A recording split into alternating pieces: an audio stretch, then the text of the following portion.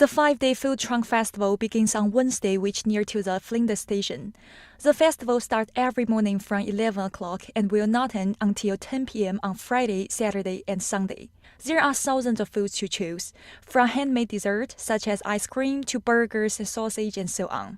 In addition, there also support many foreign foods like Greek street food and the real jerk food trunk. Vendors who come to join this event all feel very excited. I'm the owner of Fritz Wieners. We've come from New Zealand and this is our second event in Melbourne. So we're launching Fritz Wiener here at the Food Truck Festival. I would come back to this festival again. I think it's a good festival. There's a lot of people here today and we've been giving out lots of samples of our food, introducing the product here to Melbourne. There is no entrance fee about this grand food festival, and we can see many vendors who are very busy to make foods to their customers. And there are also many people come to join this event and just waiting for a very long line.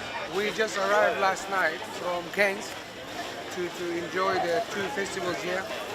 It's a good way to share the culture with people and to meet people like yourself, friends, and make long life friendship.